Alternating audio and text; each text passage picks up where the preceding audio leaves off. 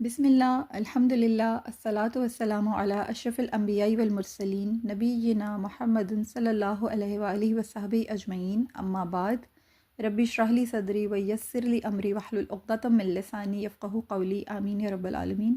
السلام علیکم ورحمۃ اللہ وبرکاتہ۔ آج انشاءاللہ رحیق المختوم میں ہم اپنا لیکچر نمبر 54 سٹارٹ کر رہے ہیں، اور آج کا میرا ٹاپک ہے مسلمانوں کے سبق آموز دفاعی مارکے۔ اس سلسلے میں آپ کے سامنے رسول اللہ صلی اللہ علیہ وآلہ وسلم کی وہ عظیم الشان بصیرت، عظیم الشان حکمت عملی کا ذکر کروں گی جو آپ صلی اللہ علیہ وآلہ وسلم نے کفار و مشرکین کے ساتھ روا رکھی۔ یعنی آپ صلی اللہ علیہ وآلہ وسلم نے ہمیشہ کفار و مشرکین سے عدل، نرمی، نوازش کا برتاؤ فرمایا، لیکن جب یہ تمام لوگ اپنی جبلی خباثت کی بنا پر باز نہ آئے تو پھر نبی کریم صلی اللہ علیہ وآلہ وسلم نے انہیں ایسا سبق سکھایا جو تاریخ کی امانت بن گیا۔ اسی سلسلے میں انشاءاللہ تعالیٰ میں آپ لوگوں کے سامنے بنو قینقاع نے جو فتنہ پھیلایا تھا، اس فتنے کی بنا پہ انہیں رسول اللہ صلی اللہ علیہ وآلہ وسلم نے مدینہ سے کس طرح جلا وطن کر دیا، اس کی حقائق آپ کے سامنے رکھوں گی۔ پھر جو غزوہ سویق ہوئی اس کے بارے میں بتاؤں گی، غزوہ بحران، سریہ قردہ، اور یہ تمام چیزیں میں آپ لوگوں کے سامنے رکھنے کی کوشش کروں گی۔ یہ آہستہ آہستہ درجہ بدرجہ جس جس طرح سے ہم ان ٹاپکس میں داخل ہوں گے میں آپ کو بتاؤں گی کہ میثاق مدینہ کی بنا پر مسلمانوں کے جو حلیف یہودی تھے انہوں نے بھی اسلام اور اہل اسلام کے خلاف کس طرح سے سازشیں کیں، اور کفار و مشرکین نے کس طرح سے بدر کی جو ان کے اندر ایک بغض اور حسد کی جو ایک آگ جل رہی تھی، ایک ان کے اندر جو نفرت کی اور دشمنی اور بدلے کی خصوصی طور پر جو ایک ان کے اندر ایک بے چینی تھی، اس کو کس طرح سے وہ ایک اس بے چینی کو اوورکم کرنے کے لیے کس طرح سے انہوں نے حملے کیے، کس کس طرح کی سازشیں کیں، اور نبی کریم صلی اللہ علیہ وآلہ وسلم نے کس طرح سے ان تمام مہمات میں اللہ رب العالمین کی خاص توفیق سے، خاص عنایت سے، اپنی بے مثال بصیرت سے اور اللہ کی خداداد جو رہنمائی تھی اس کی بدولت کس طرح سے ہر دشواری کا سامنا فرمایا اور ہر فتنے کا سر کس طرح سے کچلا۔ تو میں آج آپ لوگوں کے سامنے انشاءاللہ تعالیٰ متفرق واقعات ہیں وہ آپ رکھوں گی تاکہ غزوہ احد پہ جانے سے پہلے ہمیں پتہ چلے کہ اس سے پہلے غزوہ بدر کے بعد کے جو معاملات تھے انہیں رسول اللہ صلی اللہ علیہ وآلہ وسلم نے کتنی خوش اسلوبی کے ساتھ ان معاملات کو حل فرمایا۔ تو سب سے پہلے میں آپ لوگوں کے سامنے غزوہ بنو قینقاع کے بارے میں بتاتی ہوں کہ یہ رسول اللہ صلی اللہ علیہ وسلم کے مدینہ منورہ ہجرت کر جانے کے بعد جزیرہ نما عرب کے جو کفار تھے ان کا معاملہ پہلے جیسا نہیں تھا، وہ 3 قسموں میں بٹ چکے تھے۔ ایک طبقہ وہ تھا جن سے آپ صلی اللہ علیہ وسلم نے اس شرط پر صلح فرما لی تھی کہ نہ تو وہ آپ صلی اللہ علیہ وسلم سے جنگ کریں گے اور نہ دشمن کو آپ کے خلاف اکسائیں گے۔ یہ یہود کے 3 قبیلے تھے، ان میں سے ایک بنو قریظہ تھا، ایک بنو نضیر تھا اور ایک بنو قینقاع تھا۔ یہ 3 قبائل تھے جن کے ساتھ آپ صلی اللہ علیہ وسلم نے صلح فرما لی تھی لیکن اس شرط پہ فرمائی تھی جو میں نے ابھی آپ کے ساتھ ذکر کی ہے۔ دوسرے وہ تھے جنہوں نے نبی کریم صلی اللہ علیہ وسلم سے جنگ کی اور دشمنی مول لے لی، یہ کفار قریش تھے۔ تیسرے وہ تھے جو آپ سے الگ تھلگ رہے اور یہ انتظار کرنے لگے کہ مسلمانوں کا کیا بنتا ہے۔ ان کا خیال تھا کہ اگر مسلمانوں کو کفار قریش پر فتح حاصل ہوئی تو ہم اسلام قبول کر لیں گے، بصورت دیگر قریش کے ساتھ مل جائیں گے۔ یہ عرب کے مختلف قبائل اور گروہ تھے، ان کی صورتحال بھی ایک جیسی نہیں تھی۔ ان میں سے کچھ ایسے تھے جو دلی دل میں یہ چاہتے تھے کہ مسلمانوں کو غلبہ حاصل ہو جائے، جیسے قبیلہ خزاعہ تھا، ان کو یہ خواہش تھی کہ مسلمانوں کو غلبہ حاصل ہو جائے۔ بعض لوگوں کا معاملہ اس کے بالکل برعکس تھا، جیسے بنو بکر کے لوگ تھے۔ کچھ ایسے لوگ بھی تھے جو ظاہر طور پر مسلمانوں کے ساتھ تھے لیکن اندر ہی اندر وہ نبی کریم صلی اللہ علیہ وسلم کے دشمنوں کا ساتھ دیتے تھے، اور یہ لوگ تھے منافقین۔ تو یہ جو یہود تھے نا، یہ تینوں قسم کے کافروں میں سے یہود کا معاملہ بہت سنگین تھا، اتنا سنگین ہو چکا تھا کہ نبی کریم صلی اللہ علیہ وسلم جب مدینہ منورہ ہجرت کر کے تشریف لائے تھے تو آپ نے یہودیوں کے شرکیہ اور کفریہ عقائد و اعمال اور ہٹ دھرمی کے باوجود ان سے انتہائی مہربانی بھی فرمائی، رعایت اور نرمی کا برتاؤ بھی فرمایا، ان کے خلاف کوئی قدم بھی نہیں اٹھایا۔ آپ صلی اللہ علیہ وسلم نے مدینہ آتے ہی نہ انہیں جلا وطن کرنے کا کوئی پروگرام بنایا، نہ اسلام قبول کرنے پر انہیں اکسایا، انہیں مجبور کیا، بلکہ ان کے ساتھ معاہدہ کر کے انہیں مدینہ کے آزاد باشندوں کی حیثیت عطا فرمائی اور انہیں وہیں مقیم رکھا۔ اس حسن سلوک کا تقاضا تو یہ تھا کہ یہودی آپ کے ساتھ اس رحیمانہ اور مشفقانہ طرز عمل پر یعنی آپ کا ساتھ دیتے اور معاہدے کے مطابق اسلامی سلطنت کو بھی فوائد و ثمرات عطا کرتے یا پھر کم سے کم جو فوائد و ثمرات وہ سمیٹ رہے تھے ان میں کوئی دخل اندازی نہ کرتے. وہ آپ صلی اللہ علیہ وسلم کی دعوت قبول کر لیتے اور آپ کے پیروکار بن جاتے، لیکن انہوں نے رعایت اور نرمی کا ناجائز فائدہ اٹھایا. وہ سرکشی اور اسلام دشمنی پر اتر آئے. انہوں نے اسلامی دعوت کی راہ میں روڑے اٹکانے شروع کر دیے، تنگ کرنا شروع کر دیا، جھوٹے پروپیگنڈاس وغیرہ کرنے شروع کر دیے تاکہ جو سادہ لوگ ہیں ان کے دلوں میں اسلام کے بارے میں طرح طرح کے شکوک و شبہات پیدا ہو جائیں. کسی مسلمان کا ان کے ساتھ کوئی لین دین ہوتا تو اسے اتنا ستاتے تھے کہ ان کا یا تو مال ہڑپ کر جاتے تھے یا پھر انہیں یوں ہی تنگ کرتے تھے، یعنی انہیں طرح طرح کے ٹرائل سے گزارتے تھے. جھوٹی خبریں اور افواہیں پھیلا پھیلا کر مسلمانوں کی صفوں میں انتشار پیدا کرنے کی کوشش کرتے تھے. مسلمانوں کا سلوک و اتفاق کے ساتھ رہنا اور اوس و خزرج کا آپس میں جو یہ شیر و شکر ہو جانا تھا، یہ ان یہود کو ایک آنکھ نہیں بھا رہا تھا. یہ ساری گھنونی حرکتیں انہوں نے بدر سے پہلے ہی شروع کر دی تھیں، یعنی ابھی مارکہ بدر ہوا بھی نہیں تھا، اس سے پہلے ہی یہ اپنی جو ان کی فطری جو ان کی ایک ان کا جو سیاہ باطن تھا نا، فطری طور پر یہ اس خباثت پہ اتر آیا تھا. جب اللہ تعالیٰ نے مسلمانوں کو جنگ بدر میں فتح عظیم سے نوازا تو یہودیوں کا مکروہ چہرہ نکل کر سامنے آیا، کھل کر یہ سامنے آئے، ان کی حقیقتیں عیاں ہو گئی، ان کے ناپاک عزائم سے پردے اٹھنے لگ گئے اور مسلمانوں کی فتح انہیں کسی طرح سے ہضم ہی نہیں ہو رہی تھی. اس سے ان کے الگ ہی ان کے غم و غصے کی ان کے اندر ایک لہر تھی، ان کے تن بدن میں آگ لگی ہوئی تھی. انہوں نے مسلمانوں کے خلاف سر عام زہر اگلنا شروع کر دیا. وہ اسلامی سلطنت کے جو یعنی جس کو کہتے ہیں نا کہ بالکل ان کے در پہ آ گئے. اس طرح سے ان کی حالتیں ہوئی تھیں کہ اسلام دشمنی میں جو سرگرمیاں تھیں ان کی اس میں تیزی آ گئی تھی. عہد شکنی ان کا وتیرہ رہا ہے، ہمیشہ سے انہوں نے اسی طرح کیا ہے. اسی لیے انہوں نے رسول اللہ صلی اللہ علیہ وسلم سے کیے ہوئے معاہدوں کی بھی دھجیاں اڑا دیں. مسلمانوں نے یہ سوچا تک نہیں تھا کہ وہ یہود کے ساتھ ہونے والے معاہدے سے دستبردار ہو جائیں.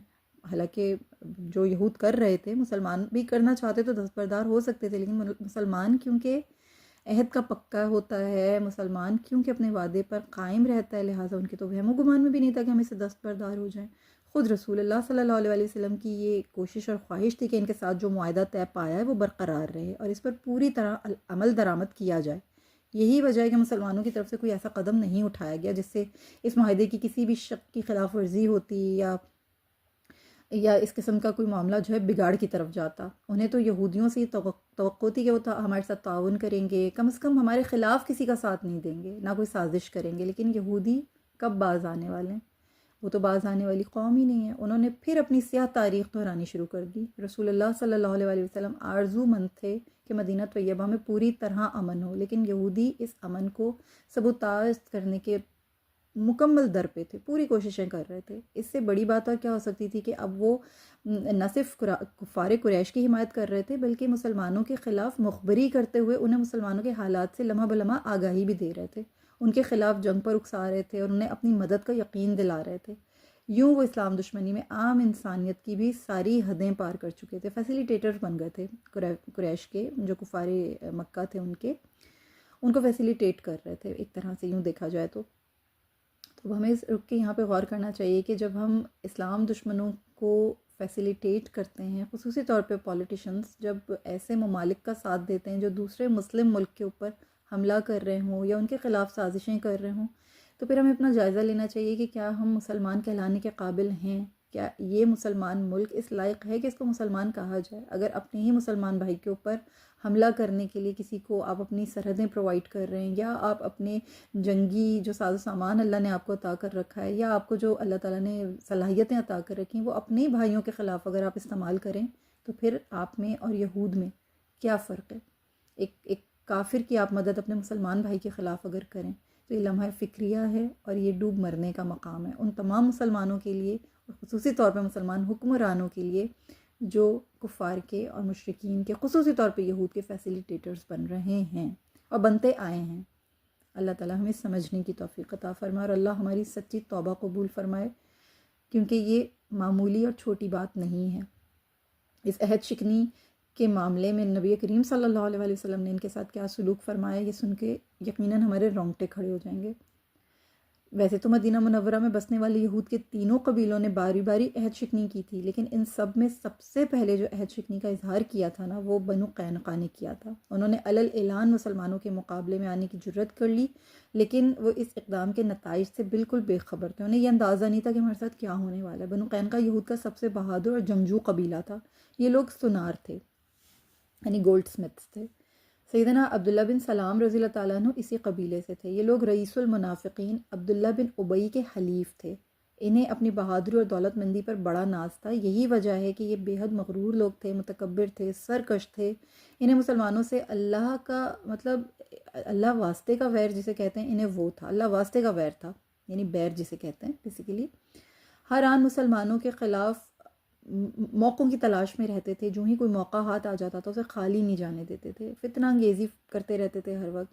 ہوا یہ کہ بنو قینقاع کے یہودیوں نے اسلام دشمنی میں دوسرے یہودی قبیلوں کو مات کر دیا۔ اس کا اندازہ اس بات سے کیا جا سکتا ہے کہ اوس و خزرج کو دوبارہ آپس میں لڑنے کی ناکام سازش انہی کے کندھے، یعنی انہی کے کندھے پہ رکھ کے بندوق چلائی۔ انہوں نے کیا کہ ایک کند ذہن بڈھے کو تیار کیا، اس کا نام شاس بن قیس تھا۔ یہ نہایت عمر رسیدہ تھا اور بہت بڑا کافر تھا۔ اس کا دل مسلمانوں کے بارے میں کینے اور حسد سے بھرا ہوا تھا۔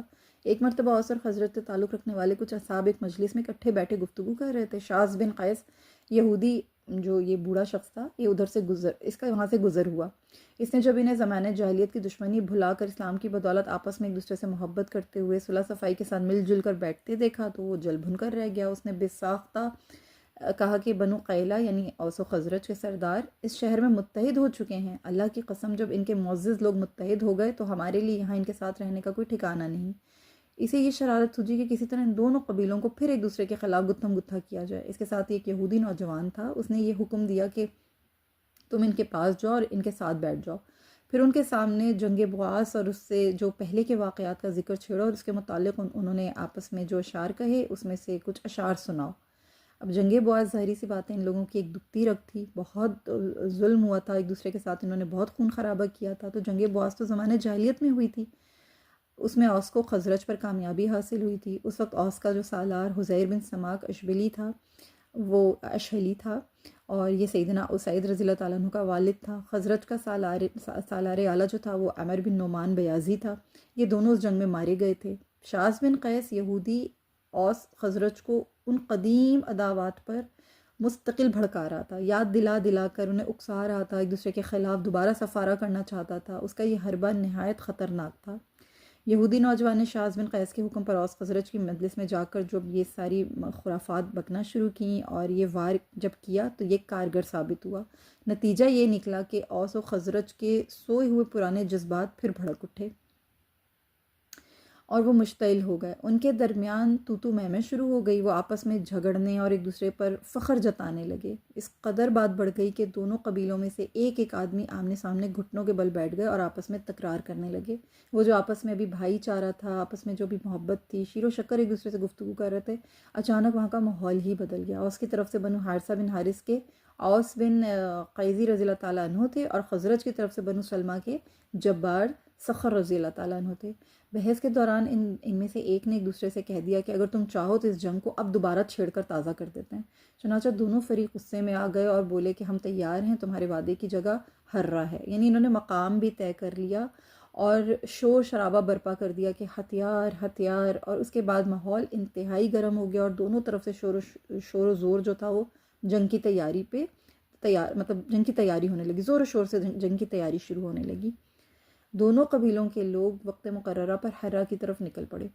وقت قریب تھا کہ زبردست خون ریز جنگ شروع ہو جاتی، لیکن اللہ کا کرنا ایسا ہوا کہ نبی کریم صلی اللہ علیہ وآلہ وسلم کو ساری صورتحال کی اطلاع پہنچ گئی اور خبر سنتے ہی آپ صلی اللہ علیہ وآلہ وسلم فوراً مہاجر صحابہ کو ساتھ لے کر اوس خزرج دونوں کے، یعنی یہ دونوں جو قبائل تھے، ان دونوں لوگوں کے ان لوگوں کے پاس تشریف لے گئے جو اس جنگ سے دور تھے، لیکن نہایت حکیمانہ انداز میں، یعنی آپ صلی اللہ علیہ وسلم جو ہیں وہ ان سے مخاطب ہوئے اور اس مقام پر پہنچے جہاں پر یہ جنگ شروع ہونے والی تھی، اور اللہ کے رسول صلی اللہ علیہ وسلم نے فرمایا کہ اللہ اللہ، میرے ہوتے ہوئے جاہلیت کی پکار۔ سوالی انداز میں آپ صلی اللہ علیہ وسلم نے ان سے سوال پوچھا، مطلب آپ صلی اللہ علیہ وسلم نے ان کو یہ بھی فرمایا کہ یعنی میرے ہوتے ہوئے جاہلیت کی پکار ہو رہی ہے، وہ بھی اس کے بعد کہ اللہ نے تمہیں اسلام کی ہدایت نصیب فرمائی، اس کے ذریعے سے تمہیں عزت بخشی، تم سے جاہلیت کے اثرات کا خاتمہ فرما دیا، تمہیں کفر و جہالت سے نجات دلا دی اور تمہارے دلوں میں الفت ڈال دی۔ رسول اللہ صلی اللہ علیہ وسلم کی اس گفتگو کا ان پر اتنا اثر ہوا، وہ سمجھ گئے کہ یہ سب کچھ شیطان کی شرارت اور ان کی یہ جو دشمن کی جو سازشیں تھیں یہ سب ان کا نتیجہ ہے۔ انہوں نے اپنے اس فعل پر سخت ندامت محسوس کی اور سب نے رونا شروع کر دیا۔ اب سارا منظر ہی بدل چکا تھا۔ اوس و خزرج کے لوگ جو ایک دوسرے سے لڑنے جھگڑنے کے لیے اکٹھے ہوئے تھے، ایک دوسرے سے گلے ملے، پھر سماع و طاعت کا مظاہرہ کرتے ہوئے رسول اللہ صلی اللہ علیہ وسلم کے ساتھ واپس آئے۔ یعنی یہ جو نبی کریم صلی اللہ علیہ وسلم کا ارشاد مبارک تھا، آپ صلی اللہ علیہ وسلم نے وہاں جا کر اپنی حکیمانہ انداز میں جو ان سے گفتگو فرمائی اور اس جنگ کا جو ماحول تھا اس کو بدلا اپنی حکمت سے اور اپنی بصیرت سے اور اپنی اخلاق سے، اور پھر ان کو احساس دلایا، انہیں شرمندگی کا احساس ہوا تو ان کے دل اللہ نے پلٹا دیے۔ یہ ان کے زندہ ضمیر ہونے کا ایک بہت بڑا ثبوت ہے۔ اللہ تعالیٰ ہمارے معاملات میں ہمیں یہ سمجھنے کی توفیق عطا فرمائے کہ یوں ہی اگر درمیان میں یعنی امن کا معاملہ ہو، امن ہو آپس میں، اتفاق ہو گھروں میں، اور پیار محبت ہو ہمارے آپس میں، اسپاؤزز میں، ہمارے رشتہ داروں میں، بھائی بہنوں میں، والدین میں، سب میں، اور اچانک سے کوئی ایسی بات جو پرانا کوئی تذکرہ ہو، پرانی ایسی کوئی دکھتی ہوئی کوئی بات، کوئی ایسی سلگتی ہوئی یاد آپ کے درمیان دوبارہ سے اگر اجاگر ہو جائے اور پھر ماحول خراب ہو جائے، تو فوراً اس چیز کو سمجھ جانا چاہیے کہ شیطان کی چال ہے، شیطان کا حربہ ہے، کیونکہ ایک اندیدہ دشمن، ایک نادیدہ دشمن ہر وقت ہمارے درمیان موجود ہے۔ اس وقت تو اس یہودی نے آ کر یہ کام کیا، لیکن ہمارے ساتھ 24 گھنٹے ایک شیطان ہے جو ہمیں ان چیزوں پر اکساتا ہے۔ تو فوراً اللہ سے پناہ مانگنی چاہیے، یعنی اللہ کی پناہ لینی چاہیے شیطان مردود سے اور اس کی ان چالوں سے، کیونکہ یہ جو اچانک سے پیدا ہو جانے والا جو ایک دم اتنا ماحول کی گرما گرمی اور بد اخلاقی اور بد زبانی اور بد لحاظی اور ایک دم سے جو شور و غل جو شروع ہو جاتا ہے، لڑائی جھگڑا جو ایک دم شروع ہو جاتا ہے، یہ یقیناً شیطان کا چلایا ہوا تیر ہوتا ہے جس سے انسان غصے میں بھڑک اٹھتا ہے۔ اللہ اس کو ہمیں سمجھنے کی توفیق عطا فرمائے، اور پھر کسی نہ کسی کو جو آپ کے ساتھ حکیمانہ انداز میں بات کرے، کوئی بڑا ہو، اس کی بات کو سننا چاہیے۔ اگر وہ ان معاملات میں آپ کی رہنمائی کرتا ہے، آپ کو روکتا ہے، آپ کو منع کرتا ہے، تو اس کی بات کا احترام کرنا چاہیے اور یاد کرنا چاہیے کہ ہمارے تو آپس میں تعلقات بہت خوبصورت ہیں، ہم کہاں سے پرانی باتوں کو دوبارہ درمیان میں لے آئے، کیونکہ ماضی کی جو تلخ یادیں ہوتی ہیں وہ یقیناً کوئی نہ کوئی برا امپیکٹ لاتی ہیں انسان کے اوپر، تو انہیں درگزر کر دینا چاہیے، انہیں بھلا دینا چاہیے۔ اللہ ہمیں سمجھنے کی توفیق عطا فرمائے۔ اللہ تعالیٰ نے اپنے دشمن یعنی یہ جو شاذ بن قیس تھا نا، اس کی سازش کو ناکام بنا دیا۔ اللہ رب العالمین نے اس کی گھناؤنی حرکت کے بارے میں یوں آیت نازل فرمائی، سورہ آل عمران کی آیت نمبر 98 اور 99 میں اللہ رب العالمین نے ارشاد فرمایا کہ اے نبی صلی اللہ علیہ وسلم کہہ دیجئے، اے اہل کتاب، تم اللہ کی آیتوں کا انکار کرتے ہو اور اللہ اس پر گواہ ہے جو کچھ تم کرتے ہو۔ کہہ دیجئے اے اہل کتاب، تم اس شخص کو اللہ کے رستے سے کیوں روکتے ہو جو ایمان لے آیا؟ تم چاہتے ہو کہ وہ ٹیڑھے رستے پر چلے، حالانکہ تم خود اس کے سیدھے راہ پر ہونے کے گواہ ہو، اور جو کچھ تم کرتے ہو اللہ اس سے غافل نہیں۔ اسی طرح اوس بن قیزی، جبار بن صخر رضی اللہ تعالیٰ عنہما اور ان کے قبیلے کے ہم نوا جو شاذ یہودی کے اکسانے پر جاہلی تعصب کا شکار ہو گئے تھے، ان کے متعلق بھی اللہ تعالیٰ نے یہ آیات نازل فرمائیں۔ سورہ آل عمران آیات نمبر 100 سے لے کر 105 تک اللہ تعالیٰ نے ارشاد فرمایا، اے لوگو جو ایمان لائے ہو، اگر تم اہل کتاب کے ایک فریق کی بات مانو گے تو وہ تمہارے ایمان لانے کے بعد تمہیں کافر بنا کر چھوڑیں گے، اور تم کیسے کفر کر سکتے ہو جبکہ تمہیں اللہ کی آیتیں پڑھ کر سنائی جاتی ہیں اور تمہارے مابین اس کا رسول موجود ہے صلی اللہ علیہ وسلم، اور جو شخص اللہ کے دین کو مضبوطی سے پکڑ لے تو اسے سیدھے رستے کی طرف ہدایت مل جاتی ہے۔ اے لوگو جو ایمان لائے ہو، اللہ سے اس طرح ڈرو جس طرح اس سے ڈرنے کا حق ہے، اور تمہیں موت نہ آئے مگر اس حالت میں کہ تم مسلمان ہو، اور سب مل کر اللہ کی رسی کو مضبوطی سے پکڑ لو اور جدا جدا نہ رہو، اور تم خود اپنے آپ پر اللہ کی اس نعمت کو یاد کرو جب تم ایک دوسرے کے دشمن تھے، پھر اس نے تمہارے دلوں میں الفت ڈال دی اور تم اس کے احسان سے بھائی بھائی بن گئے، اور تم آگ کے گڑھے کے کنارے پر تھے، پھر اس نے تمہیں اس میں گرنے سے بچا لیا۔ اللہ اسی طرح تمہارے لیے اپنی آیتیں بیان کرتا ہے، شاید تم ہدایت پاؤ، اور تم میں سے ایک جماعت ایسی ہونی چاہیے جو خیر کی طرف بلائے اور نیک کاموں کا حکم دے اور برے کاموں سے روکے، اور وہی لوگ فلاح پانے والے ہیں۔ اور تم ان لوگوں کی طرح نہ ہو جاؤ جو فرقوں میں بٹ گئے اور ان کے پاس واضح نشانیاں آ جانے کے بعد انہوں نے ایک دوسرے سے اختلاف کیا، اور ان لوگوں کے لیے بہت بڑا عذاب ہے۔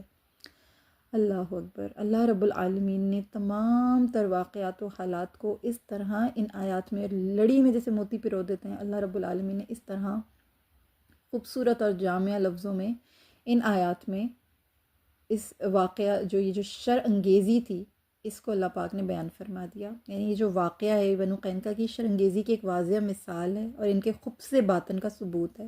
اس قسم کی گھٹیا حرکتیں انہوں نے پہلی سے شروع کر دی تھیں، لیکن جنگ بدر کے بعد ان کی خباثتوں میں بے پناہ اضافہ ہو گیا تھا، کیونکہ اندر کا بغض، اندر کا جو کینہ تھا وہ باہر آ گیا تھا، اور اب انہوں نے کھلے عام اسلام دشمنی جو ہے شروع کر دی تھی، اس کا اظہار شروع کر دیا تھا، اور ان کے مخفی جذبات جو تھے وہ آشکار ہونا شروع ہو گئے تھے.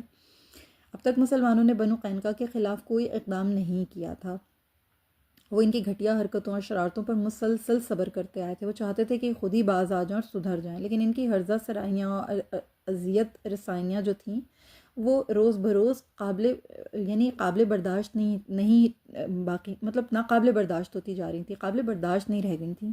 اس ساری صورتحال کے باوجود رسول اللہ صلی اللہ علیہ وسلم نے ان کے خلاف کسی کارروائی کا کوئی فیصلہ نہیں فرمایا، بلکہ انہیں سمجھانے اور غلط روش کے انجام سے خبردار کرنے کی مسلسل آپ صلی اللہ علیہ وسلم نے کوششیں فرمائیں.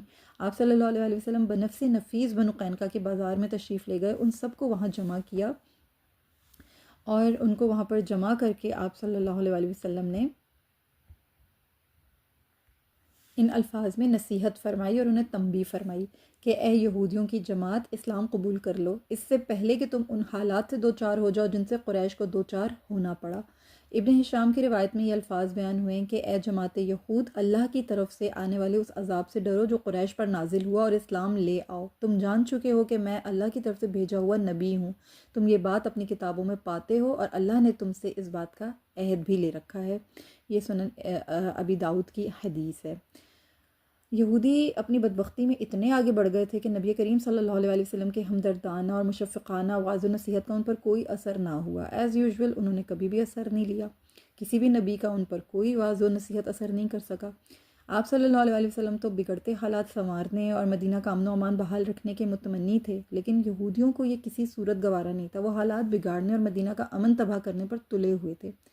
مطلب انہوں نے نبی کریم صلی اللہ علیہ وسلم کی شان میں گستاخی کرتے ہوئے آپ کو دھمکی آمیز لہجے میں یہ جواب بھی دیا کہ اے محمد صلی اللہ علیہ وسلم، آپ ہمیں اپنی قوم کی طرح سمجھیں ہیں. یعنی آپ ایسا سمجھتے ہیں کہ ہم آپ کی قوم کے جیسے ہیں. آپ خود فریبی میں مبتلا نہ ہوں کہ آپ نے ایک ایسی قوم سے جنگ کی ہے جو اناڑی اور جنگ سے بالکل ناواقف ہے، اور آپ کو ان پر غلبے کا موقع مل گیا ہے. اللہ کی قسم، اگر آپ نے ہم سے جنگ کی تو آپ کو پتہ چل جائے گا کہ مرد تو ہم ہیں. آپ کا ابھی تک ہم جیسوں سے واسطہ ہی نہیں پڑا. یعنی وہ ان کے قوم کے معاملے میں بھی انہیں للکار رہے تھے کہ آپ کی قوم تو اناڑی لوگ تھے، جنگ سے ناواقف لوگ تھے، آپ کو ان پہ غلبے کا موقع مل گیا، آپ سمجھتے ہیں ہم بھی ویسے ہیں. رسول اللہ صلی اللہ علیہ وسلم کو یہ گھٹیا جواب دیتے ہوئے یہودیوں کو ذرا شرم نہیں آئی. اس جواب کا مطلب صاف صاف اعلان جنگ تھا. اس طرح بنو قینقاع کے یہودیوں نے مسلمانوں سے کیے ہوئے معاہدے کو بالکل پامال کر دیا. رسول اللہ صلی اللہ علیہ وسلم نے یہودیوں کا جواب سن کر کسی رد عمل کا اظہار نہیں فرمایا. آپ نے نہایت بردباری کا مظاہرہ فرمایا اور صبر کرتے ہوئے خاموشی سے وہاں سے تشریف لے آئے. اللہ تعالیٰ نے ان یہودیوں کے بارے میں آپ صلی اللہ علیہ وسلم پر یہ آیات نازل فرمائی جو سورہ آل عمران آیت نمبر 12 اور 13 میں اللہ نے ارشاد فرمائی کہ اے نبی صلی اللہ علیہ وسلم، جن لوگوں نے کفر کیا ان سے کہہ دیجئے ان قریب تم مغلوب ہو جاؤ گے اور جہنم کی طرف اکٹھے کیے ہانکے جاؤ گے، اور وہ برا ٹھکانہ ہے. تحقیق تمہارے لیے ان دو گروہوں میں ایک بڑی نشانی ہے جو بدر میں باہم ٹکرائے. ایک گروہ اللہ کی راہ میں لڑ رہا تھا اور دوسرا گروہ کافر تھا. مسلمان ظاہر آنکھوں سے ان کو اپنے سے دگنا دیکھ رہے تھے، اور اللہ اپنی مدد سے جس کو چاہتا ہے قوت دیتا ہے. بے شک اس میں بصیرت والوں کے لیے عبرت ہے. نبی کریم صلی اللہ علیہ وسلم پر یہ آیات مبارکہ نازل ہوئیں. ادھر یہ ہوا کہ بنو قینقاع کی یہودیوں نے رسول اللہ صلی اللہ علیہ وسلم کے صبر کا ناجائز فائدہ اٹھایا اور آپ کی خاموشی کا غلط مطلب لیا. اب انہوں نے بڑی ڈھٹائی سے سر عام مسلمانوں سے چھیڑ چھاڑ شروع کر دی. اسی دوران میں ایک نہایت شرمناک واقعہ یہ رونما ہوا کہ ایک عرب خاتون جو کسی انصاری کی بیوی تھی، وہ بنو قینقاع کے بازار میں کچھ سامان لے کر آئی. وہ وہاں اپنا سامان فروخت کر کے اپنے زیورات کے سلسلے میں ایک یہودی سنار کے پاس آ بیٹھی. وہاں موجود یہودیوں کو شرارت سوجی. ایک بدبخت خاموشی سے اٹھا اور اس خاتون کے پیچھے آ کر بیٹھ گیا. خاتون کو اس شخص کے پیچھے آ بیٹھنے کا بالکل بھی پتہ نہیں چلا. اس بدبخت یہودی نے اس خاتون کے کپڑے کا کنارہ پشت کی طرف سے ایک کانٹے کے ساتھ اٹکا دیا. جب وہ خاتون بے خبری کے عالم میں جانے کے لیے اٹھی تو اس کا سطر عیاں ہو گیا. یہ دیکھ کر کمینہ صفت یہودی جو تھا وہ قہقہ لگانے لگا، اور اس وحشیانہ حرکت پر اس پاک باز عورت نے ظاہری بات ہے کہ چیخو پکار شروع کر دی. اس نے بہت چیخو پکار کی. قریب ہی ایک مسلمان شخص تھا. اس نے جب اپنی دینی بہن کی یہ فریاد سنی تو اس کی رگوں میں یعنی غیرت کا اور حمیت کا ایک شرارہ تھا، وہ پھوٹنے لگا. نہایت غضبناک ہو کر اس نے گھنونی حرکت کرنے والے یہودی کے اوپر جو ہے ایک جھپٹا مارا، اس کو جھپٹ لیا اور آنن فانن اس کو جان سے مار دیا، یعنی اسے موت کے گھاٹ اتار دیا۔ اس پر بنو قینقاع کے یہودی جو تھے وہ اکٹھے ہو گئے، کیونکہ بازار ہی سارا ان یہودیوں کا تھا۔ انہوں نے اس غیور مسلمان کو گھیرے میں لے لیا اور اس پر حملہ کر کے اسے شہید کر ڈالا۔ مقتول مسلمان کے گھر والوں نے یہود کے اس عمل پر مسلمانوں نے جو ہے وہ یہود کے خلاف فریاد کرنا شروع کر دی۔ مسلمان غصے میں آ گئے، چنانچہ ان کے اور بنو قینقاع کے درمیان ایک فساد برپا ہو گیا۔ جلد ہی سنگین واقعے کی جو اطلاع تھی وہ رسول اللہ صلی اللہ علیہ وسلم کے دربار نبوت تک پہنچ گئی۔ یہ ایسا معاملہ تھا کہ اب اس پر مسلمان چپ نہیں بیٹھ سکتے تھے، یہ نہایت شرمناک واقعہ تھا، اس کو نظر انداز نہیں کیا جا سکتا تھا۔ یہ یہود بنو قینقاع کا ناقابل معافی جرم تھا، انہوں نے مسلمانوں کی عصمت شعار بہن کی آبرو پر حملہ کر کے ان کی غیرت کو للکارا تھا۔ اب ان یہودیوں کے خلاف فیصلہ کن کارروائی کرنے کا وقت آ پہنچا تھا۔ یہاں رک کر ہمیں تھوڑا سا غور کرنا چاہیے کہ خصوصی طور پہ ہمارے وطن عزیز میں کتنے ایسے واقعات ہوتے ہیں، شرمناک واقعات ہوتے ہیں، لیکن کسی میں بھی غیرت موجود ہے، کسی میں بھی حمیت موجود ہے، کسی میں بھی اتنا احساس اور اتنا ایک ہوتا ہے نا، جیسے انسان کے اندر ایک جوش ہوتا ہے، ایک ولولہ ہوتا ہے، اور گناہ کرنے والے کو، ظلم کرنے والے کو، زیادتی کرنے والے کو ایک عبرتناک انجام تک پہنچانے کی خواہش ہوتی ہے۔ میں عام عوام کے بارے میں بات نہیں کر رہی ہوں، ہمیں اختیار حاصل نہیں ہے، ہمارا دین ہمیں اجازت نہیں دیتا کہ قانون کو ہاتھ میں لیا جائے، لیکن جو قانون بنانے والے ہیں، جو قانون چلانے والے ہیں، جو عدلیہ ہیں، ان کے پاس تو یہ حق حاصل ہے، انہیں تو یہ حق حاصل ہے۔ ہمارے جتنے بھی ہمارے جو چیف جسٹس ہیں، یا جو بھی ہیں، جہاں بھی جن عدالتوں میں یہ چیز جاتی ہیں، یہ واقعات جاتے ہیں، انہیں فوری کارروائی کرنی چاہیے یا نہیں کرنی چاہیے؟ یقیناً کرنی چاہیے، لیکن اللہ عالم کہ کہاں ہیں وہ جذبے، کہاں ہیں وہ ضمیر، کہاں ہیں وہ پاک نیتیں، کہاں ہیں وہ غیرتیں؟ اللہ ہی جانے، اللہ ہی بہترین جانتا ہے۔ کئی ایسے واقعات ہوئے ہیں، لیکن عبرت کا نشانہ نہیں بنایا جاتا، الا ماشاءاللہ چند ایک کیسز ہیں جن میں کہیں کوئی گمنامی میں کسی کو کوئی سزا ہو گئی ہو، لیکن جیسے کہتے ہیں نا فیصلہ آن دی اسپاٹ۔ آپ دیکھیں عرب ممالک میں جہاں گناہ ہوا وہیں سزا کی باقاعدہ طور پر جو ہے وہ سزا کی انہیں جو ہے، یعنی ان کے خلاف اگر جرم ثابت ہو جاتا ہے، سزا کا حکم آ جاتا ہے، تو سزا پورے لوگوں کے سامنے سر عام دی جاتی ہے۔ جو بھی سزا ہو، چور کی ہے تو اس کے ہاتھ پاؤں کو قلم کیا جائے گا، اور اگر کسی نے قتل کیا تو اس کی گردن اڑا دی جائے گی۔ کتنا اچھا قانون ہے کہ وہ حکم شریعت کے اوپر جو ہے نافذ ہیں۔ اور ہم کیا کر رہے ہیں؟ ہمارے ملک میں کیا ہو رہا ہے؟ ہمارے وطن عزیز میں کیا ہو رہا ہے؟ یہ اسلام ہے اور یہ اسلام کی پریکٹسز ہیں۔ پھر ہم گلا کرتے ہیں کہ حالات اتنے خراب کیوں ہیں، ہمارے ملک میں اتنی چوریاں چکاریاں کیوں ہیں، اتنی لوٹ مار کیوں، اتنا خوف و ہراس کیوں ہے، ہمارے حکمران اتنے ظلم کرنے والے کیوں ہیں؟ کیونکہ اللہ کے جو حکم ہیں ہم ان کے بالکل بھی عین مطابق اپنی زندگیاں نہیں گزار رہے، کیا چھوٹے کیا بڑے، سب کے سب ان باتوں سے بے بہرا ہیں۔ اللہ توفیق دے، ایک مرتبہ سیرت کا ہی مطالعہ کر لیں، ان واقعات سے ان کی بھی نظریں ایک مرتبہ کھل جائیں، گزر جائیں ان حالات سے، ان واقعات سے، تاکہ ان کے اندر کہیں کوئی چھوٹی موٹی شمع روشن ہو ہی جائے۔ اللہ انہیں ہدایت عطا کرے۔ یہاں رک کے مطلب خون ابل رہا ہے، دل دکھ رہا ہے۔ عافیہ صدیقی کا خیال آ رہا ہے، ڈاکٹر عافیہ صدیقی جو کہ امریکہ کی جیل میں، ان کا خیال آ رہا ہے کیا سلوک ہو رہا ہے ان کے ساتھ، لیکن خاموش ہے مسلمان۔ الامان الحفیظ۔ بات کو آگے لے کے چلتے ہیں۔ جبریل امین علیہ السلام رسول اللہ صلی اللہ علیہ وسلم کے پاس ہی آیات مبارکہ لے کر نازل ہوئے۔ بنو قینقاع کی خباثت، ان کے بغض و عداوت کے اظہار اور عہد شکنی کے جو انہوں نے کی، اس کے بعد آیات یہ ہیں کہ رسول اللہ صلی اللہ علیہ وآلہ وسلم کو اللہ تعالیٰ نے سورہ انفال آیت نمبر 58 میں ارشاد فرمایا کہ اور اگر آپ کو کسی قوم کی طرف سے خیانت یعنی بد عہدی کا خوف ہو تو برابری کی سطح پر ان کا عہد ان کے منہ پر دے ماریں، بے شک اللہ خیانت یعنی بد عہدی کرنے والوں کو پسند نہیں کرتا۔ جب جبریل امین علیہ السلام یہ آیت سنا کر فارغ ہوئے تو رسول اللہ صلی اللہ علیہ وسلم نے ان سے ارشاد فرمایا مجھے بنو قینقاع کی بد عہدی کا خوف ہے۔ پھر رسول اللہ صلی اللہ علیہ وسلم نے بنو قینقاع کو سبق سکھانے کا ارادہ فرمایا اور ان پر چڑھائی کی تیاری شروع کر دی، کیونکہ یہ واقعہ بھی ہو چکا تھا۔ آپ صلی اللہ علیہ وسلم نے اس واقعے پر سیدنا ابو لبابہ بشیر بن عبد المنذر رضی اللہ تعالیٰ عنہ کو مدینہ منورہ میں اپنا نائب مقرر فرمایا۔ یہ وہ خوش نصیب صحابی ہیں جنہیں 3 بار رسول اللہ صلی اللہ علیہ وسلم کے نائب بننے کا اعزاز نصیب ہوا تھا۔ غزوہ بدر میں، غزوہ بنو قینقاع میں اور غزوہ سویق کے دوران یہی نائب مقرر ہوئے۔ تو یہ وہ خوش نصیب صحابی ہیں، سبحان اللہ العظیم، سیدنا ابو لبابہ بشیر بن عبد المنذر رضی اللہ تعالیٰ عنہ۔ نبی کریم صلی اللہ علیہ وسلم شوال 2 ہجری میں بروز ہفتہ بنو قینقاع پر چڑھائی کے لیے روانہ ہوئے۔ مسلمانوں کا لشکر جرار آپ صلی اللہ علیہ وسلم کے ساتھ رواں دواں تھا۔ لشکر کے علمبردار سیدنا حمزہ رضی اللہ تعالیٰ عنہ تھے۔ جھنڈے کا رنگ سفید تھا۔ بنو قینقاع مدینہ کے پہلے یہودی تھے جنہوں نے عہد شکنی کر کے لڑائی بھڑکائی تھی۔ ان کے مردان جنگ کی تعداد 700 تھی۔ ان میں 300 ذرہ پوش تھے اور باقی 400 بغیر ذرہ کے تھے۔ یہاں یہ بات ذہن میں رہے کہ یہ جو واقعی ہیں انہوں نے اس کے برعکس 400 ذرہ پوش اور 300 بغیر ذرہ کے بتائے ہیں، ٹھیک ہے۔ ان کے پاس وافر مقدار میں مختلف قسم کے ہتھیار بھی موجود تھے، مگر ان کی بزدلی کا یہ عالم تھا کہ مسلمانوں کا مقابلہ کرنے کے بجائے شیخیاں بگاڑتے ہوئے اپنے قلعے میں جا گھسے تھے۔ جبل احد کے دامن میں مسجد سیدنا حمزہ جو ہے نا، یہ وہ مقام تھا جہاں پر یہ تمام معاملہ ہوا تھا۔ رسول اللہ صلی اللہ علیہ وسلم ان کے علاقے میں پہنچے اور ان کا زبردست محاصرہ کر لیا۔ جو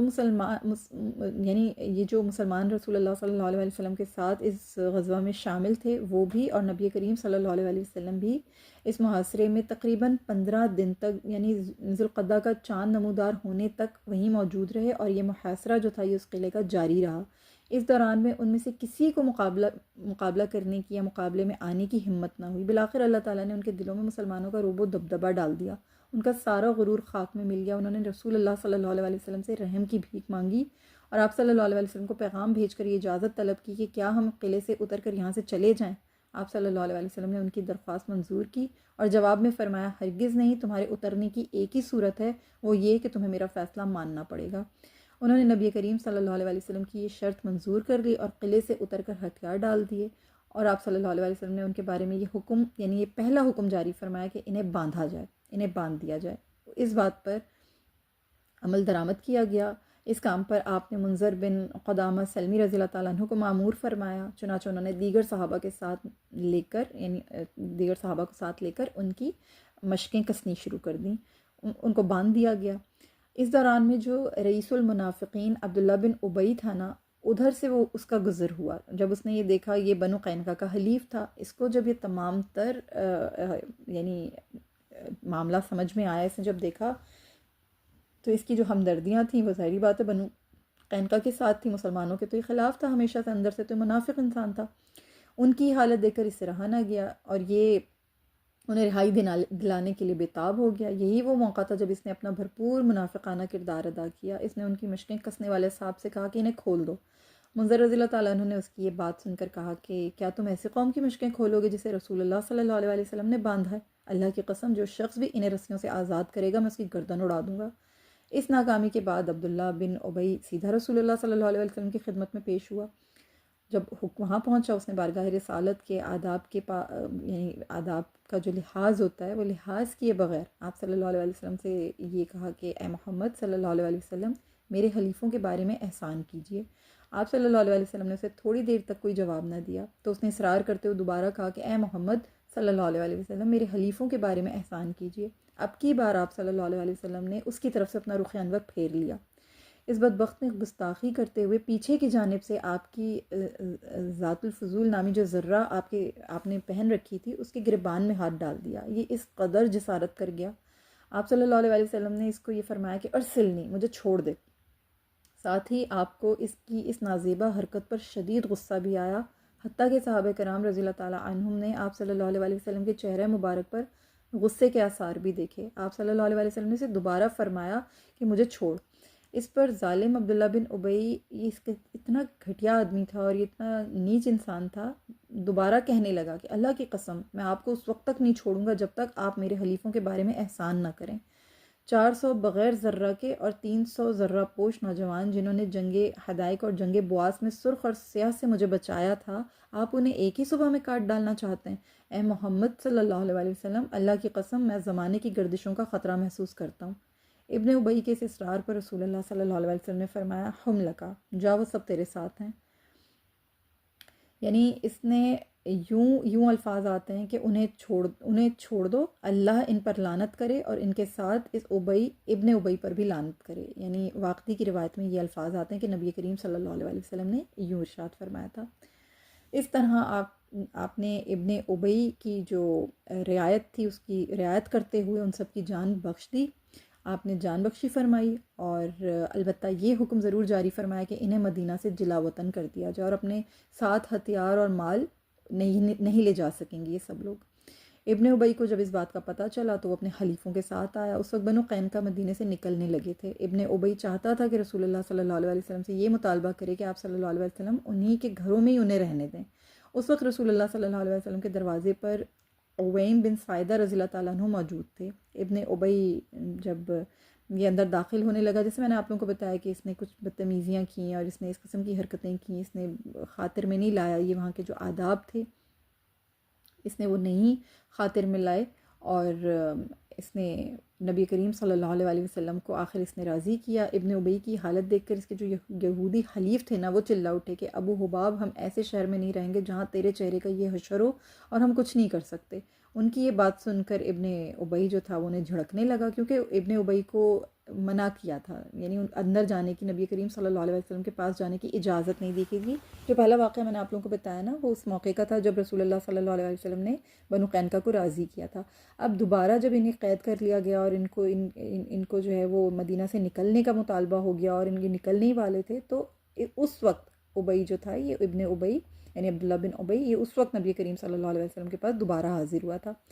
تو اس کو اندر جانے سے نا، رسول اللہ صلی اللہ علیہ وسلم کے دروازے پر اویم بن سعیدہ رضی اللہ تعالیٰ عنہ موجود تھے. انہوں نے روک دیا تھا، اندر نہیں جانے دیا کہ جب تک تجھے نبی کریم صلی اللہ علیہ وسلم اندر آنے کی اجازت نہیں دیں گے، ہم تجھے اندر نہیں جانے دیں گے. اس بدبخت نے کیا کیا کہ اویم رضی اللہ تعالیٰ عنہ کو پیچھے دھکیلا اور سختی سے پیش آیا، اور اسے اپنے یعنی بزور طاقت اندر جانے کا اس کو بہت ایک نشہ تھا. یہ اندر جانے سے رکنا نہیں چاہتا تھا، لیکن انہوں نے اس کو اندر جانے سے روکا. اس دوران میں ابی کا جو چہرہ تھا نا، وہ دیوار سے ٹکرا کر زخمی ہو گیا تھا. اس کے چہرے سے خون بہہ رہا تھا. یہ حالت دیکھ کر یہودی جو تھے، کیونکہ حلیف تھے اس کے، تو وہ چلا اٹھے تھے کہ ابو حباب، ہم ایسے شہر میں نہیں رہیں گے جہاں تیرے چہرے کا یہ حشر ہو اور ہم کچھ نہیں کر سکتے. ان کی یہ بات سن کر ابن ابی انہیں جھڑکنے لگا. اس کی حالت یعنی یہ تھی کہ ظاہر ہے وہ اپنے چہرے سے خون صاف کرتا جا رہا تھا، اور ساتھ ساتھ یہ بھی کہہ رہا تھا کہ تمہارا ستیہ ناس ہو، یہیں رہو. یعنی وہ یہ چاہتا تھا کہ یہ لوگ یہیں رہیں اور ہم لوگ مل کے یہ سب کچھ کریں. لیکن انہوں نے بھی چیخ چیخ کر اپنی یہ جو بات تھی، جو میں نے ابھی آپ کے سامنے رہی ہے کہ ہم یہاں نہیں رہ سکتے، ہم تیرے چہرے کا جو یہ حال ہو، تو وہ اپنی بات کو دہرا رہے تھے. دراصل عبداللہ بن ابی منافق ہی نہیں، بنو قینقاع کو قلعہ بند ہونے کا اسی بدبخت نے مشورہ دیا تھا کہ تم لوگ قلعہ بند ہو جاؤ.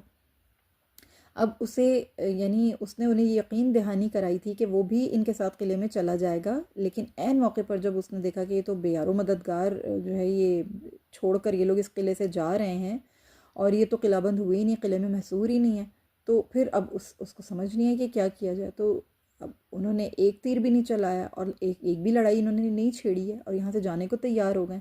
اس پر اس کا جو تھا پارا بہت زیادہ ہائی ہو گیا تھا، اس کا دماغ خراب ہو گیا تھا، اس لیے ان پہ غصہ تھا. بالآخر وہ رسول اللہ صلی اللہ علیہ وسلم کا فیصلہ قبول کرنے کی شرط طے کرنے کے بعد قلعے سے جو ہے وہ چلے گئے، نکل گئے، وہاں سے اتر آئے اور جانے کو جو ہے تیار ہو گئے.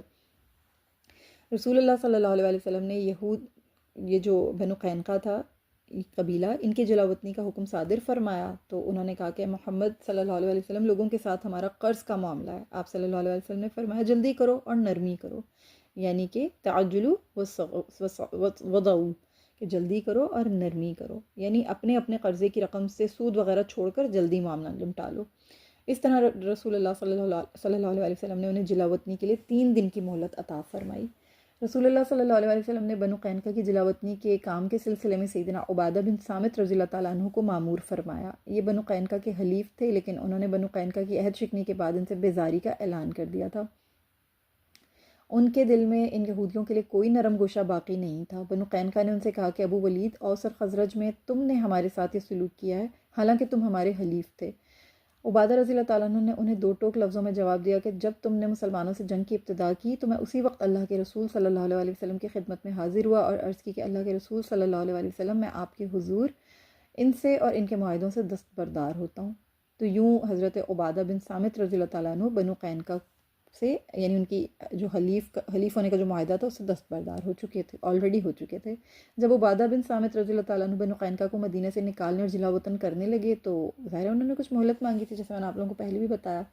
جب 3 دن گزر گئے اور بنو قینقاع کی مہلت ختم ہو گئی تو عبادہ رضی اللہ تعالیٰ عنہ ان کے تعلق میں یعنی ان کے تعاقب میں نکلے کہ عبادہ رضی اللہ تعالیٰ عنہ ان سے کہہ رہے تھے کہ دور دراز کی کوئی بلند جگہ اختیار کرو۔ اس طرح کرتے کرتے وہ مدینہ کے ذباب نامی پہاڑ کے عقب تک جا پہنچے، پھر وہاں سے عبادہ رضی اللہ تعالیٰ عنہ پلٹ آئے۔ بعد ازاں بنو قینقاع شام کے علاقے ازریات یعنی درعا وہاں چلے گئے، جسے مشارف شام یعنی سطح مرتفع شام بھی کہا جاتا تھا۔ صبرہ رضی اللہ تعالیٰ عنہ بیان کرتے ہیں کہ میں شام سے واپس آ رہا تھا، رستے میں میری ملاقات بنو قینقاع سے ہو گئی۔ انہوں نے اپنے بچوں اور عورتوں کو سواریوں پر سوار کر رکھا تھا اور خود پیدل چل رہے تھے۔ میرے پوچھنے پر انہوں نے بتایا کہ ہمیں محمد صلی اللہ علیہ وسلم نے جلا وطن کر دیا ہے اور ہمارے اموال لے لیے ہیں۔ میں نے پوچھا کہاں کا ارادہ ہے؟ وہ بولے ہم شام جانا چاہتے ہیں۔ انہوں نے وادی القریٰ پہنچ کر 1 مہینہ وہاں قیام کیا، پھر وادی القریٰ کے یہودیوں نے ان کے پیدل افراد کو سواریاں مہیا کیں اور انہیں قوت دی، چنانچہ وہ ازراعات جا بسے۔ تھوڑے ہی عرصے میں وہاں ان کی اموات واقع ہو گئی اور ان کا نام و نشان تک مٹ گیا۔ تو یوں بنو قینقاع جو تھے اللہ رب العالمین نے ان کو ذلیل کر کے اور ان کی اس طرح سے ان کی خباثت اور ان کے بغض کی بنا پر انہیں جلا وطن رسول اللہ صلی اللہ علیہ وسلم کے ہاتھ سے فرمایا۔ پھر بنو قینقاع کو جلا وطنی کے وقت مال ساتھ لے جانے کی اجازت نہیں دی گئی تھی، اس لیے وہ اپنا مال، اپنا ہتھیار وغیرہ کچھ بھی ساتھ نہیں لے کر گئے تھے۔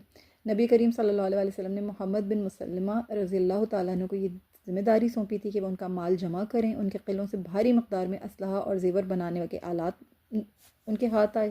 ان کی کوئی زمینیں اور کوئی کھیت نہیں تھے، کیونکہ میں نے آپ کو بتایا وہ سنار لوگ تھے، وہ زراعت وغیرہ نہیں کرتے تھے۔ آپ نے مال غنیمت میں سے اپنا حصہ یعنی خاص حصہ خمس نکالنے کے بعد اسے صحابہ کرام رضی اللہ تعالیٰ عنہم کے درمیان تقسیم فرما دیا۔ آپ صلی اللہ علیہ وسلم نے ان کے ہتھیاروں میں سے اپنے لیے 3 کمانیں، 2 زرہیں، 3 تلواریں اور 3 نیزے منتخب فرمائے۔ کمانوں کے نام کتوم، روحہ اور بیدہ تھے۔ کتوم غزوہ احد میں ٹوٹ گئی تھی۔ زرہوں کے نام سغدیہ اور فضہ تھے۔ 2 تلواروں کے نام قلعی اور بتار تھے، جبکہ تیسرے کا نام جو ہے وہ معلوم نہیں ہے۔ محمد بن مسلمہ رضی اللہ تعالیٰ عنہ بیان کرتے ہیں کہ رسول اللہ صلی اللہ علیہ وسلم نے بنو قینقاع کی زرہوں میں سے 1 ذرہ مجھے عنایت فرمائی اور سعد بن معاذ رضی اللہ تعالیٰ عنہ کو سہل نامی ذرہ عطا فرمائی۔ اس موقع پر سیدنا عبادہ بن صامت رضی اللہ تعالیٰ عنہ اور رئیس المنافقین عبداللہ بن ابی کی صورت میں 2 متضاد کردار نمایاں ہوتے ہیں، سامنے آتے ہیں۔ یعنی یہ جو پورا واقعہ ہوا تھا ایک قبیلہ تھا، حالانکہ سیدنا عبادہ بن صامت رضی اللہ تعالیٰ عنہ اور عبداللہ بن ابی یہ دونوں ہی ایک قبیلے سے ان کا تعلق تھا، اور یہ دونوں ہی ظاہری بات ہے کہ بنو قینقاع کے حلیف تھے۔ لیکن دیکھیں دونوں کے کردار کس طرح سے سامنے آئے ہیں کہ ایک نے اہل اسلام سے بغاوت شروع کر دی اور دوسرے نے جو ہے وہ مسلمانوں کا ساتھ دیا اور ان سے برات کا اظہار کیا۔ تو سبحان اللہ العظیم، یہ 2 کردار ہمیں نظر آتے ہیں جن کا تعلق ایک ہی قبیلے یعنی خزرج سے ہی تھا، لیکن انہوں نے ایک نے اسلام کو فوقیت دی اور دوسرے نے اہل اسلام سے بغاوت شروع کر دی۔ عبادہ رضی اللہ تعالیٰ عنہ اور ابن ابی عبداللہ بن ابی جو منافق ہے اور عبادہ رضی اللہ تعالیٰ عنہ، ان دونوں کے بارے میں آیات کا نزول ہوا۔ اللہ تعالیٰ نے سورہ مائدہ آیت نمبر 51 سے لے کر 56 تک اسی واقعے کا تذکرہ فرمایا کہ اے لوگو جو ایمان لائے ہو، یہودیوں اور عیسائیوں کو دوست نہ بناؤ، وہ آپس میں ایک دوسرے کے دوست ہیں، اور تم میں سے جو بھی ان سے دوستی رکھے گا تو بے شک وہ انہی میں سے ہوگا۔ یقیناً اللہ ظالم لوگوں کو ہدایت نہیں دیتا۔ اے نبی صلی اللہ علیہ وسلم، پس آپ ان لوگوں کو دیکھتے ہیں جن کے دلوں میں منافقت کا روگ ہے کہ وہ دوڑ کر ان یہودیوں میں جاتے ہیں، کہتے ہیں ہم ڈرتے ہیں کہ ہمیں کوئی مصیبت نہ پہنچے، پھر قریب ہے کہ اللہ تمہیں فتح عطا کرے یا اپنی طرف سے کوئی اور بات ظاہر کرے، تو یہ لوگ اپنی منافقت پر پچھتائیں گے جسے وہ اپنے دلوں میں چھپائے ہوئے ہیں، اور اس وقت وہ لوگ جو ایمان لائے ہیں کہیں گے کیا یہی وہ لوگ ہیں جنہوں نے بڑی شد و مت سے اللہ کی قسمیں کھائی تھیں کہ بے شک وہ تمہارے ساتھ ہیں؟ ان کے عمل برباد ہو گئے، چنانچہ وہ خسارہ اٹھانے والوں میں ہو گئے۔ اے لوگوں جو ایمان لائے ہو، تم میں سے جو بھی اپنے دین سے پھر جائے تو اللہ جلد ہی ایسے لوگ لائے گا کہ وہ ان سے محبت کرتا ہوگا اور وہ اس سے محبت کرتے ہوں گے۔ وہ مومنوں پر نرمی کرنے والے ہوں گے اور کافروں پر سختی کرنے والے۔ وہ اللہ کی راہ میں جہاد کریں گے اور کسی ملامت کرنے والے کی ملامت سے نہیں ڈریں گے۔ یہ اللہ کا فضل ہے، وہ جسے چاہتا ہے عطا کرتا ہے، اور اللہ بڑی وسعت والا، خوب جاننے والا ہے۔ تمہارے دوست تو صرف اللہ اور اس کا رسول اور وہ لوگ ہیں جو ایمان لائے ہیں، جو نماز قائم کرتے ہیں اور زکوٰۃ دیتے ہیں اور وہ رکوع کرنے والے ہیں، اور جو کوئی اللہ سے اور اس کے رسول سے دوستی رکھتا ہے تو ان لوگوں سے دوستی رکھتا ہے جو ایمان لائے ہیں، تو وہ اللہ کا گروہ ہیں، اور یقیناً اللہ کا گروہ ہی غالب آنے والا ہے۔ سبحان اللہ العظیم۔ اللہ تعالیٰ نے سورہ مائدہ آیات نمبر 51 سے لے کر 56 تک ان دونوں کرداروں کے مطابق یہ آیات ارشاد فرمائیں۔ سبحان اللہ العظیم۔ تو یوں میں نے آپ لوگوں کو بتایا کہ یہ قبیلہ بنو قینقاع جو تھا، اس کو کس طرح سے جلاوطن کیا گیا، ان کی عیاری، ان کی مکاری، ان کا بغض و عناد، آخر ان کو مدینہ سے جلاوطن کر دیا نبی کریم صلی اللہ علیہ وسلم نے، اور یہ ذلیل و خوار ہو کے وہاں سے نکل گئے۔ اس کے بعد ایک اور غزوہ ہے جس کے بارے میں آپ کے سامنے ذکر کرتی ہوں، غزوہ سویق کے نام سے اس کو جانا جاتا ہے۔ جنگ بدر کے بعد مشرکین، ظاہری بات ہے کہ مشرکین مکہ کو عبرتناک شکست ہوئی تھی اور ان کے اوپر ایک وحشت طاری ہو گئی تھی، ان سے رہا نہیں جا رہا تھا، انہیں سمجھ نہیں آ رہا تھا کہ ہم کیا کریں، ہم کس طریقے سے اس بات کا، یعنی اس شرمندگی کا ہم ازالہ کریں۔ یعنی بہت شرمندہ تھے، اپنی قوم کا سامنا کرنے کو تیار نہیں تھے، منہ چھپاتے پھرتے تھے۔ اس دوران میں جو ان کا قریش کا جو ایک سرکردہ لیڈر تھا ابو سفیان، اس کو ظاہری بات ہے وہ اپنا تجارتی قافلہ بحفاظت مکہ لانے میں کامیاب ہو گیا، اور اس شکست کی خبر جب اس کو ملی تو اس کو طیش آ گیا۔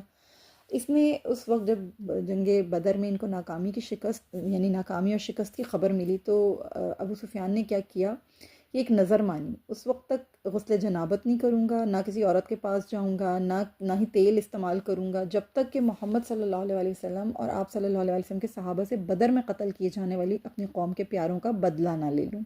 ابو سفیان نے جو قسم کھائی تھی، اشعار کہے تھے، وہ میں آپ لوگوں کے سامنے رکھتی ہوں۔ اس نے کہا تھا کہ تم یثرب اور اہل یثرب پر حملہ کرو، انہوں نے جو کچھ جمع کیا وہ تمہارے لیے مال غنیمت ہے، اگر کنویں والا دن یوم بدر ان کے حق میں تھا تو اس کے بعد اب تمہاری باری ہے۔ میں نے تو قسم کھائی ہے کہ جب تک تم اوس و خزرج کو تباہ برباد نہیں کرو گے، میں عورتوں کے قریب نہیں پھٹکوں گا، نہ میرے سر اور جسم کو پانی چھوئے گا، میرا دل بڑا مشتعل ہو رہا ہے۔ یہ جو ابو سفیان نے جو یہ اشعار کہے تھے نا، اس قسم کے اشعار اس نے لوگوں کے سامنے بیان کیے تھے، یعنی اپنے پیاروں کے قتل ہو جانے کا اور اپنے ساتھیوں کے چلے جانے کا اور سرداران کے قتل ہو جانے کا جو اس نے جو غصہ تھا وہ ان اشعار کی صورت میں نکالا تھا اور اپنے لوگوں کو اکسایا تھا۔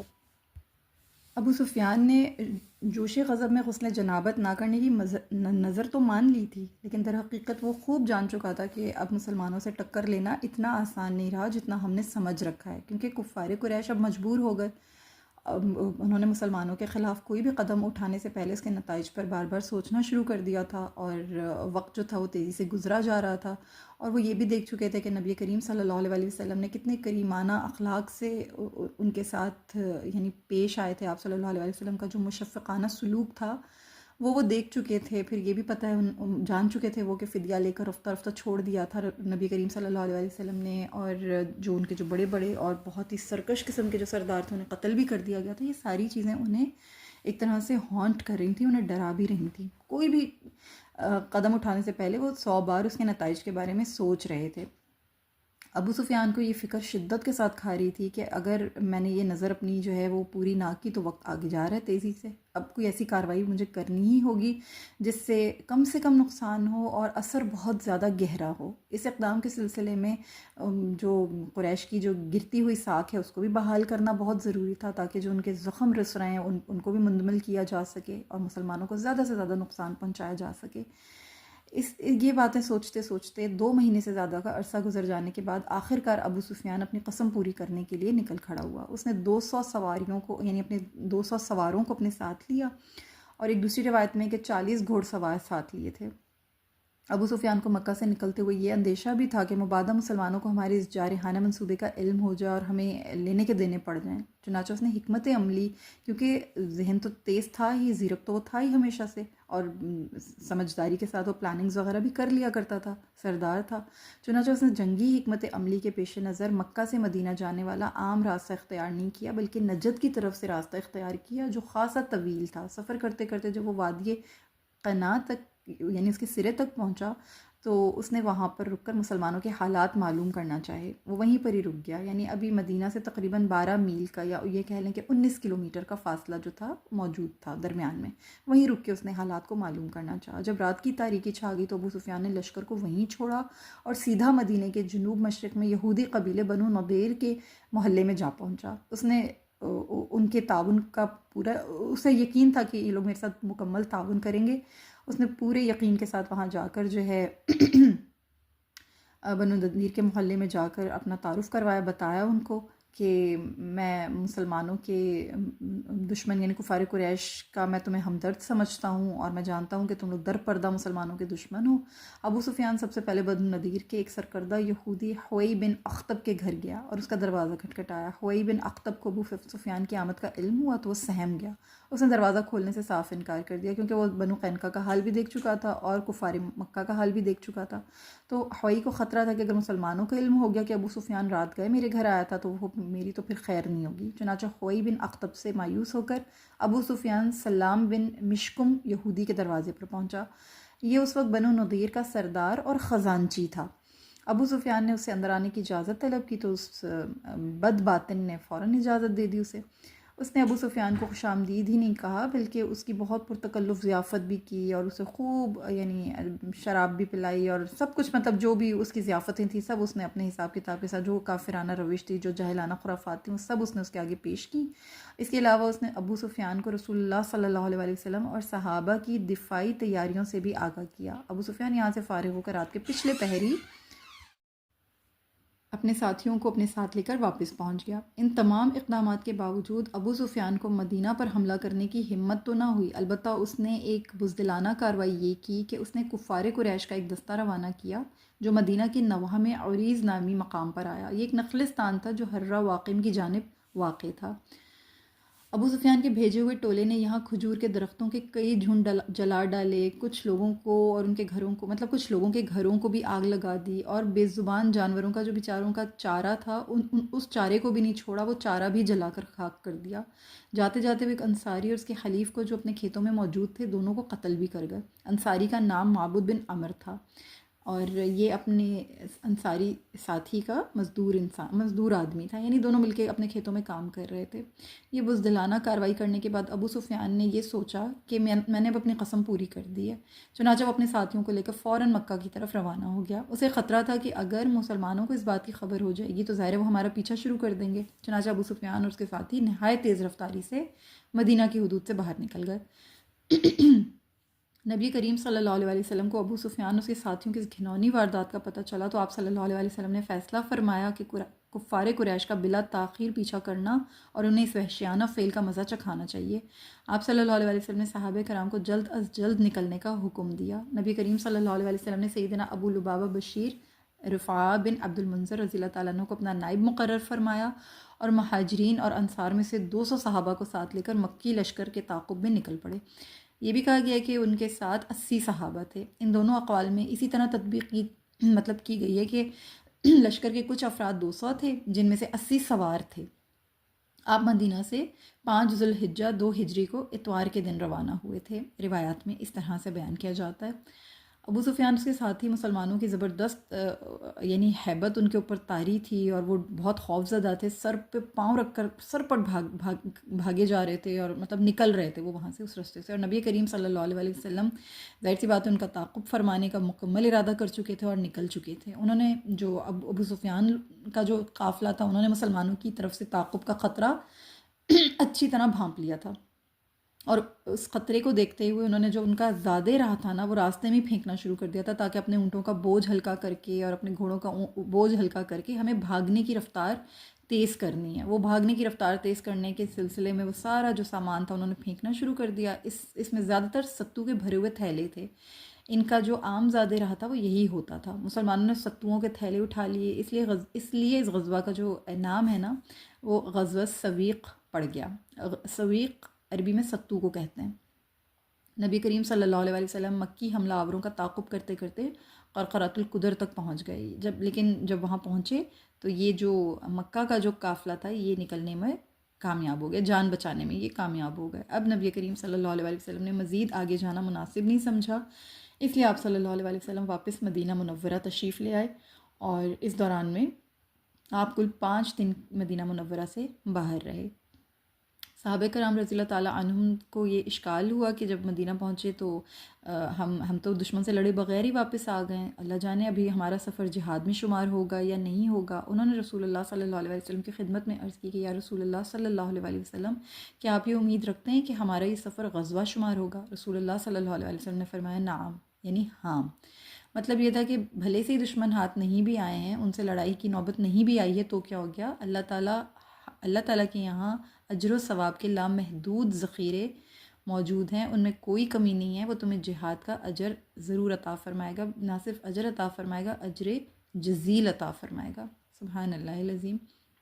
اس غزوے میں فریقین کے مابین کوئی جنگ نہیں ہوئی تھی، اس کے باوجود اس غزوے سے ایک نہایت اہم سبق یہ حاصل ہوتا ہے، وہ یہ کہ رسالت مآب صلی اللہ علیہ وسلم نے مسلمانوں کو عملاً خبردار کر دیا کہ تم ہر وقت کفر کے نشانے پر ہو، اس لیے کفار کے ناپاک ارادوں سے ہمیشہ ہر آن خبردار اور تیار رہنا چاہیے، تاکہ جو ہی کفار و مشرکین مسلمانوں پر جاہریت کی مذموم کوشش کریں، انہیں مسلمان اتنے چوکس اور توانا نظر آئیں کہ انہیں مسلمانوں پر حملہ کرنے کی جرت ہی نہ ہو سکے۔ رسول اللہ صلی اللہ علیہ وسلم کو اسلامی ریاست کی سالمیت و دفاع اور باشندگان ریاست کی سلامتی بے حد عزیز تھی، اسی لیے رسول اللہ صلی اللہ علیہ وسلم نے اپنے دشمن کے فاسد ارادے ملیہ میٹ کرنے کے لیے بے خطا خفیہ پیغام رسانی کا نظام قائم فرما رکھا تھا، جس کی افادیت قدم قدم پر ثابت ہو رہی تھی۔ یعنی آپ صلی اللہ علیہ وسلم نے ہر قدم پر اپنے جو یوں کہنا چاہیے کہ غفلت کو پسند نہیں فرمایا، اور ہمارے مسلمانوں کا آج حال کیا ہے کہ ہم غافل ترین ہوئے ہیں اس وقت۔